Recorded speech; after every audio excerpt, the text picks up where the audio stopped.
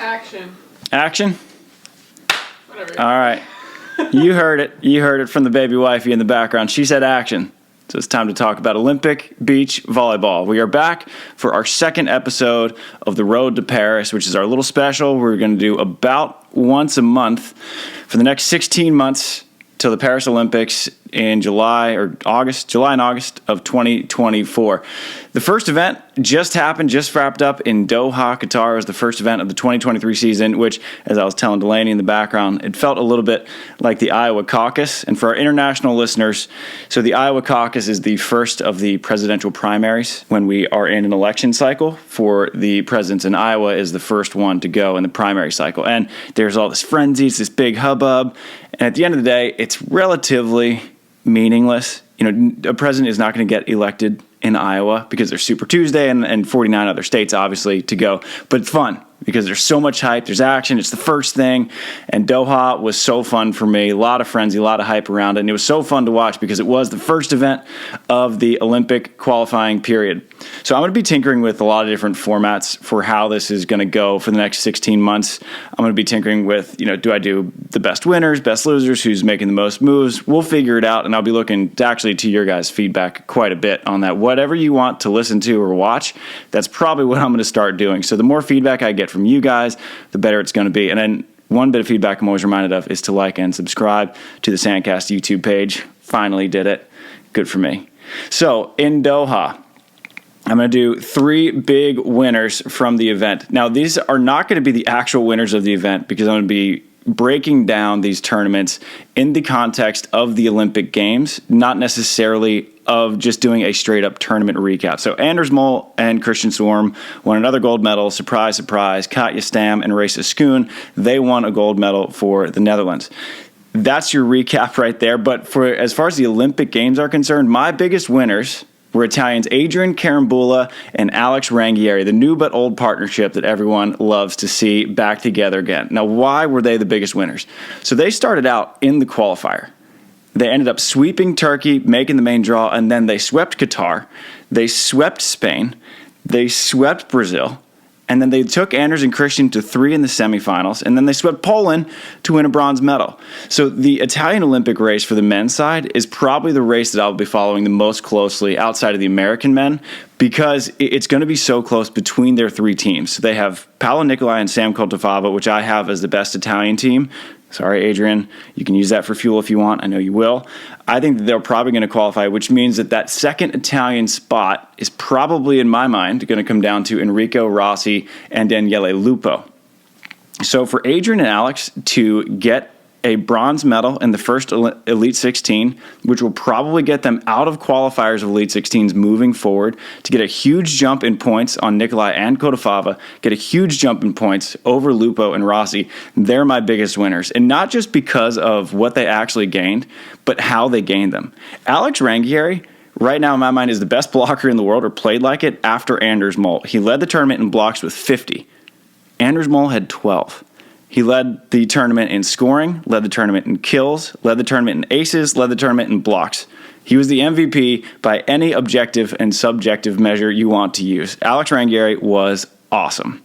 So they are my gold medalists as far as the Olympic race is concerned from Doha. My silver medalists goes to the European women as a whole. So Katja Stam and Reza Schoon, I mentioned that they won gold. They won an all-European final over Switzerland's Nina Brunner and Tanja Huberli, who looked fantastic. Getting 4th was Tina Gradina, USC alum and American favorite, and Anastasia Samoilova. So 3 out of the 4 semifinalists were from Europe. The other, Taliku Clancy and Maria Faye Artaccio, bronze medalists.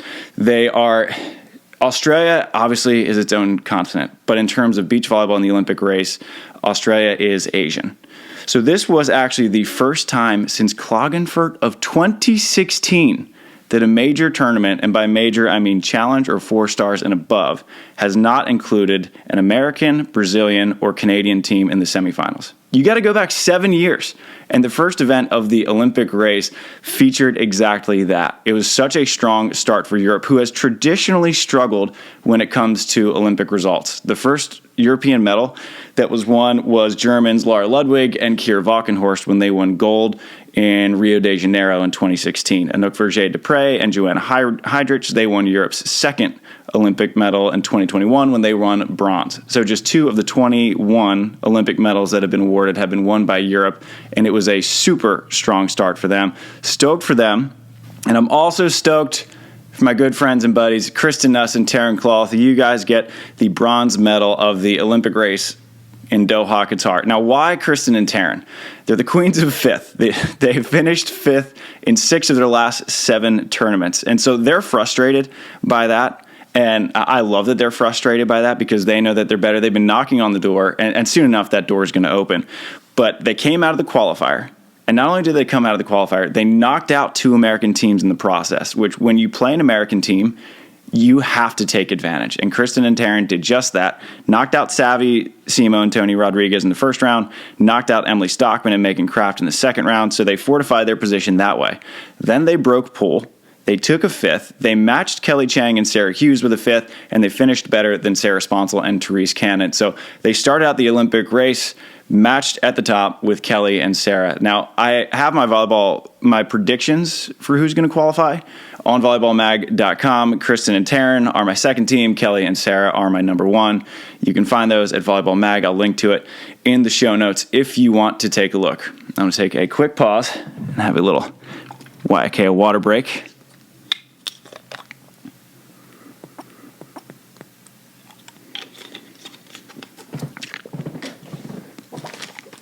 All right, so YK water break over. The honorable mentions for my winners go to the Grimalt cousins, Marco and Esteban. I left them off of my medalists. I also left them off my predictions to qualify via points into the Olympics because I was a little bit scarred by how they finished the Tokyo process. They just hung on to the end of Tokyo. They started out, won their pool, took 5th place. Esteban Grimalt's playing awesome. Good for them. Strong start. Strong start also had by Germans Nils Ehlers and Clemens Wickler, who took a 5th. They were kind of in and out throughout the 2022 season. Now they started off with a strong 5th. Took Anders and Christian to 3 in the quarterfinals. So they're showing that they can compete with anyone in the world. And I think Anders and Christian, obviously, number 1 in the world by a long shot. So if they can compete with them, they can compete with anyone. Good for Chile. Good for Germany. Now the second portion of the show is going to be a bit of a change of brand, as Delaney said. For me, is that I'm also going to highlight who had a difficult start in the Olympic race. Now, I've been a perpetual hype man for the players throughout my entire career as a beach volleyball writer, podcaster, whatever, and I'm still going to be a hype man. However, I think in regards to what I'm doing with this Olympic race breakdown, it is important for the fans to know what teams to keep an eye on who are on the cusp of struggling. The first team that comes to mind for that are my guys, the undersized heroes of the beach volleyball world, Philipp Waller and Robin Seidel of Austria. I love them. I think they're so good. They lost in the final round of the qualifier to a team from the Czech Republic that they'd probably beat 19 times out of 20. Doha just happened to be that one time out of 20. Waller struggled in a way that I'd never seen him struggle before, so I wouldn't expect them to continue struggling like that. And if their stock has dipped, I'm buying all the Seidel Waller stock I can get because I think that they'll be back. I think they'll qualify, no problem. It's February. Everyone was a little bit rusty, including Sharif and Ahmed from Qatar. They were struggling in the World Tour Finals. They were struggling in this one. I'm not concerned about Seidel and Waller, not really concerned about Sharif and Ahmed, but I did want to highlight that losing in the qualifier is so tough because you don't make money. You don't get that many Olympic points, and that's just going to push you further back into the qualifier moving forward, and you just do not want to be in those Elite 16 qualifiers. They are brutal. Which brings me to my next team to keep an eye on is Jānis Smedens, one of my favorite players to watch of all time. Lefty from Latvia, in my mind, was once pound for pound the greatest volleyball player in the world. Him and Alexander Samoilovs, they looked a little flat against my boys Tim Brewster and Kyle Friend. They survived in 3, and then they lost, looked a little flat again in the final round of the qualifier to the Aussies, Paul Burnett and Chris McHugh, who just blast away from everywhere. So Smedens and Samoilovs, they have such a fascinating history because Latvia performed so well in the Olympics. Samoilovs and Martins Plavins, they were the ones who engineered the greatest upset in Olympic beach volleyball history when they beat Phil Dahlhauser and Todd Rogers in the first round of Beijing. Phil and Todd wound up winning gold. Samoilovs came away with the nickname the Lion King, and the rest has been history. Giannis Smedins, he won a bronze with Martins Plavins in 2012, knocking off Jake Gibb and Sean Rosenthal, who finished number one in the world in 2012, knocked them out in the quarterfinals. But 2021, they didn't make the Olympics for the first time since 2008 for Samoilovs and the first time since 2012 for Smedins. And now I think that they have kind of an uphill battle to qualify because the world is starting to catch up to that fast run and gun, shoot, jump set offense that Sweden is running so well, which if you haven't watched Sweden, please do. Go back on Volleyball TV and watch as much Sweden as you can. So those were the two biggest teams I wanted to make a note of for teams you should keep an eye on. You don't want to drop too far in the Olympic race, but as a whole, the third biggest struggle I saw was just the Americas. So Brazil's men's team, their best finish was a 9th. Our best finish as an American team for the men was first round of the qualifier. We didn't have a team in the semifinals, either that's Brazil, Canada, or the U.S., as I mentioned, for the first time since 2016 in Klagenfurt. So the Americas just had a pretty slow start. Now, granted, that comes a week after Kelly Chang and Sarah Hughes played a Brazilian team, Ana Patricia and Duda, for the Beach Pro Tour finals, and Kelly and Sarah are coming home with $75,000 apiece from that. So I'm not too concerned about it, but it was just a note that I wanted to make. The other one to keep an eye on is the German women. I'm pretty bullish on the German women and have been really ever since Lara Ludwig and Kira Valkenhorst won gold in Rio. So they've been traditionally a powerhouse in as far as European beach volleyball goes, and Ludwig is just such a gem. She's a treasure to this sport. Cindy Tillman and Svenja Muller are phenomenal. I have them making the Olympic Games. Carla Borger and Sandra Ittlinger, they struggled a little bit, didn't break pool, and Julia Sood and Isabel Schneider, who I have qualifying in Paris, they did not show up. Lara Ludwig and Louisa Lippmann did not sign up in the first place. So the German women coming home with a pair of 13ths, bit of a slow start for them. I'm not too concerned about any of those, but I did want to highlight those teams who I do think are going to do well, who did struggle out of the gates. Now, a couple things that you guys wanted to know that I'll just briefly answer. I don't want to make these episodes too long because our podcasts are already long enough, so these will be kind of 10 to 15-minute little recaps updating you guys on the Olympic race. Someone asked, what makes Sweden so good?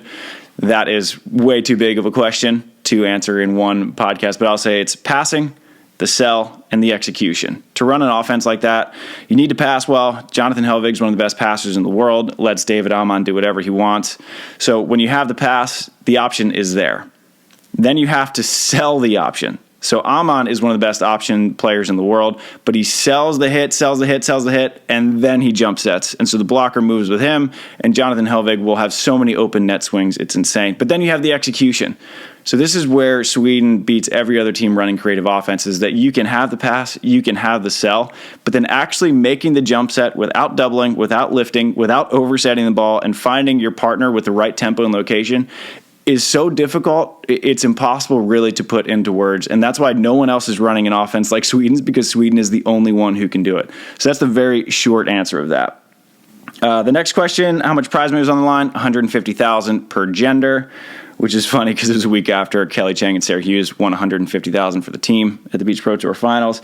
And then they were asking, are there any other Olympic qualifying events other than Volleyball World? That is continental. So Norseka, you can get Olympic points, but you're not going to get enough via Norseka to actually use any of them if you're going to make the Olympic Games. CEV is the European Federation. The same applies to all the continentals, where you're not going to get a lot of points for it to be consequential. So if you're following the Olympic race, you're just following Volleyball World. So that's it for Doha. Up next is Mexico. So there is a challenger in La Paz, one of the coolest places to play beach volleyball. Such a good crowd, such a fun atmosphere, beautiful, breathtaking place. That conflicts with AVP Miami. I'm interested to see who goes where. Currently, there's 13 women's teams signed up from the U.S. and 9 men's teams. So I'm interested to see who plays Miami, who plays La Paz. The week after La Paz is an Elite 16 in Tepic, Mexico. So March will be a little bit more crowded. I'm excited to keep up with the Olympic race. As always, give me as much feedback as you can. I will try to integrate as many bits of your questions, feedback as possible within the 10 to 15 minute time frame I'm allowing myself for these. Had a blast hanging out with you guys, watching on Volleyball TV, watching on SANDCAST. I'll catch you guys in March for episode 3 of The Road to Paris. Shoots.